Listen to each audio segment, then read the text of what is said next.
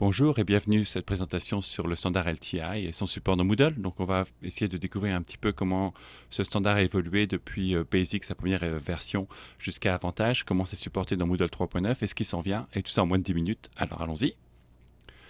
Alors, tout d'abord, j'aime bien penser à LTI comme une super hyperlien, dans le sens où est-ce qu'on va les mettre dans notre Moodle, un lien vers notre outil, mais comme ce lien est LTI, quand on va cliquer sur ce lien, quand l'utilisateur va cliquer sur ce lien, Moodle va ajouter au lien un paquet d'informations, le contexte en fait, qui va nous permettre à l'outil vraiment d'offrir une expérience plus intégrée. Et donc, qu'est-ce qu'il y a dans ce contexte? Il va y avoir quel cours, quel utilisateur, quel est le rôle de cet utilisateur. Et puis tout ça, ce contexte doit être sécurisé. Alors tout ce contexte est sécurisé par le mécanisme de signature de OAuth, version 1.0, parce que c'était ça à l'époque. Et c'est basé sur une clé à un secret qui est partagée entre les deux parties. Donc entre Moodle et l'outil, on se met d'accord sur une clé et un secret. Et puis c'est ce qui va être utilisé pour sécuriser les communications en signant à chaque fois l'information qui est échangée entre les deux parties. Donc ça se met en place assez facilement dans Moodle. On va créer un nouveau lien externe, on met l'URL, la clé, le secret. Et puis à partir de là, quand l'utilisateur va cliquer sur ce lien, il y aura toute cette information de contexte qui va être passée à l'outil. Donc très rapidement, on s'est rendu compte que c'est bien de pouvoir passer de Moodle à l'outil de façon intégrée, mais ça deviendrait aussi très important de pouvoir retourner au moins une note. Donc LTI 1.1 définit ce qui s'appelle le Basic Outcome Service, qui est vraiment un service très simple de notation qui permet de retourner une note pour l'utilisateur qui a cliqué sur le lien. Donc c'est vraiment lié contextuellement au lien qui est cliqué et l'utilisateur qui a cliqué dessus. Donc tout ça, ça se met en place assez facilement dans Moodle. On va juste dire que notre lien externe supporte les notes. Donc en faisant ça, Moodle va rajouter au contexte ces informations nécessaires pour que l'outil puisse retourner une note pour cette interaction. Donc ça devient assez rapidement compliqué de définir cette information pour chaque lien qu'on met vers un outil, surtout si jamais l'outil a en fait beaucoup de liens. Donc, par exemple, on pourrait penser à un répertoire de ressources. Donc, on ne va pas définir ça à chaque fois. Donc, ça devient important de définir cette notion d'outil. Un outil, c'est en fait un outil préconfiguré qui va contenir les bases de la configuration, la clé, le secret et d'autres configurations comme les limitations par rapport aux informations qui sont échangées. Et maintenant, quand on définit un outil, on va juste dire un lien. On va juste dire ce lien est un lien qui utilise cette préconfiguration de cet outil. Donc, on peut définir des outils à deux niveaux dans Moodle. On peut le définir pour le cours. Dans ces cas-là, cet outil ne restera visible que pour le cours. Il est préconfiguré que pour un seul cours. Ou pour le site. Donc, quand il devient disponible pour le site, alors tous les instructeurs peuvent l'utiliser dans leur cours à travers le site. Donc, la relation entre le lien et l'outil peut être très explicite. Donc, un identifiant dans la base de données. Ce lien utilise l'outil 76. Ou ça peut être un peu plus implicite dans le sens que ça peut être basé sur un matching de domaine. Donc, le lien a un domaine, son URL a un domaine. Un outil va couvrir un certain domaine. Donc, Moodle va dire « ce lien est donc couvert par cet outil parce qu'ils ont le même domaine. » Donc, on le voit ici quand on définit un nouveau lien. On peut directement choisir un outil préconfiguré. On peut définir un nouvel outil juste pour ce cours, ici en cliquant sur ce petit plus. Et enfin, ici aussi, on voit si on fait copier-coller une URL, Moodle va dire cette URL appartient à un domaine qui est déjà préconfiguré. Donc, il va utiliser la configuration de cet outil. Aussi, donc ça, c'est ici comment on le définit au niveau du site. Donc, en tant qu'administrateur, on va aller rajouter un outil manuellement.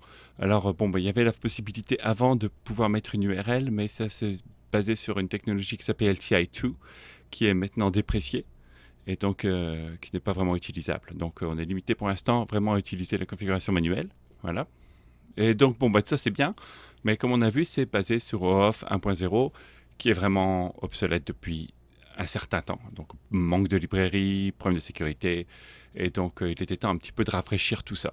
Alors, c'est pour ça que LTI 1.3 est arrivé, qui en fait va redéfinir tous les mécanismes centraux. Alors, ça veut dire quoi? Ça veut dire, par exemple, c'est fini la clé et le secret partagé. Chaque partie garde ce secret de son côté et n'échange que les clés publiques. LTI maintenant aussi est basé sur OpenID. Donc, c'est un peu plus compliqué, mais ça va nous permettre de nous défendre contre des attaques de falsification de requêtes intersites. Et finalement, donc pour les services aussi, là, donc c'est basé sur OAuth 2. Donc dans ces cas-là, il faut demander un jeton d'accès et on utilise les client credentials. Donc l'utilisateur n'a pas donné son consentement explicitement. Et enfin, on utilise ce jeton pour accéder au service. Donc, on met ça en place dans Moodle. On retourne donc dans l'outil de configuration d'outils. Et donc là, on dit juste on utilise 1.3. Alors qu'en utilisant 1.3, l'avantage, c'est qu'on peut le faire sur place. On n'a pas besoin de définir un nouvel outil pour 1.3. On peut juste upgrader son outil en 1.3. Et à partir de là, on va avoir une identification de client de OAuth. Et on va spécifier donc nos clés publiques et puis les informations pour le flow OpenID.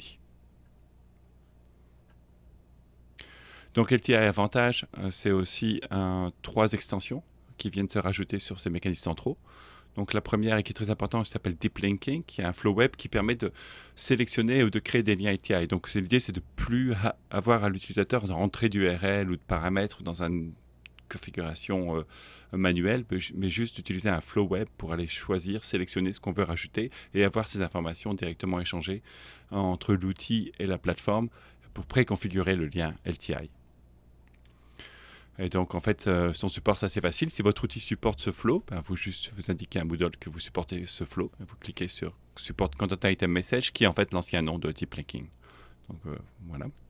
Et à partir de là, si vous cliquez là-dessus, de votre outil, quand vous le sélectionnez, le Select Content, ou sélectionner le contenu, j'imagine, devient disponible. Et à partir de là, quand vous cliquez dessus, c'est là que le flow web prend la place de la configuration manuelle. Aussi Assignment and Grade Service qui permet d'améliorer beaucoup l'intégration avec le carnet de notes, donc beaucoup plus de flexibilité. On peut créer des nouvelles colonnes et on peut aussi noter n'importe quel utilisateur. On n'est pas limité à l'utilisateur qui a cliqué sur le lien. Et enfin, le dernier des 3 extensions, Names and Role Service, qui permet d'avoir la liste des utilisateurs du cours, donc qui permet de découvrir avant que les utilisateurs ne cliquent sur le lien. Donc tous ces services sont accessibles dans Moodle par une configuration, donc vous devez choisir si votre outil ou non a accès à ces services. Donc ce qui est nouveau dans 3.9, c'est la possibilité pour un outil d'exposer ses clés publiques via une URL, des améliorations au niveau du support du Assignment and Grade Service, et aussi de nouvelles permissions qui permettent de limiter qui peut ajouter des nouveaux outils LTI dans Moodle. Et donc tout ça, et puis d'autres choses, et des bugs corrigés. Donc pour la démo, on va utiliser un outil qui a été défini au niveau du site, donc au niveau de l'administration.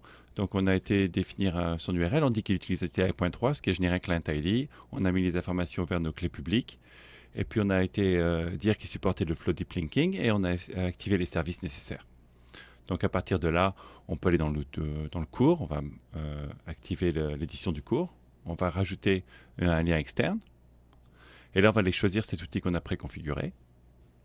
Et Select Content, qui est donc la possibilité d'utiliser un flow web pour aller chercher le contenu. Donc Moodle ne supporte pour l'instant que le retour d'un seul contenu à la fois. Donc on va retourner un lien qui est un lien noté. Donc on va juste en sélectionnant dessus, on le retourne. Et ça va être automatiquement remplir la configuration pour ce lien dans Moodle. Donc on a juste à aller sauver et puis on peut aller directement l'afficher. Donc maintenant, ce lien LTI va exécuter. En dessous, c'est un flow OpenID. Et puis là, donc c'est un outil de test. Il va nous dire que tout est supporté. La seule chose qu'il a détecté, c'est qu'on ne supportait pas plusieurs retours au niveau de Deep Linking, mais Assignment and Grade Service, c'est présent. On peut retourner une note donc, pour l'utilisateur qui a cliqué sur ce lien. Et puis aussi, on peut donner les informations de liste d'utilisateurs. Donc on sait par exemple, on voit qu'il y a eu 2 utilisateurs dans ce cours. En fait, il y a un instructeur et un étudiant dans ce cours. Donc voilà. Qu'est-ce qui s'en vient? Donc, il y a plusieurs initiatives qui sont en cours de développement. Donc, une, c'est la possibilité de faire un enregistrement de nouvel outil de façon dynamique, de façon automatique. Donc, juste en mettant une URL et ça permettra de déployer un nouvel outil parce qu'actuellement, avec LTI 1.3, c'est un peu compliqué de configurer un outil des fois. Aussi, on a vu, quand on importe un lien, il y a le Deep Linking Flow qui facilite ça, mais il ne permet de rapporter qu'un seul lien à la fois. Donc, c'est la possibilité de rapporter plus d'un lien dans une interaction Deep Linking. Donc, choisir 4 ou 5 ressources, on les importe. Et aussi, peut-être d'éviter la page de configuration totalement, parce qu'en fait, elle est un petit peu non nécessaire quand l'outil est capable de retourner une définition d'outil complète. Enfin, la possibilité aussi de mettre des liens LTI, non seulement dans le contenu du cours, mais dans la navigation, donc sur le côté gauche, et aussi dans l'éditeur de texte directement. Donc, par exemple, on pourrait penser à un lecteur de vidéos LTI qui serait inclus directement dans un éditeur de texte.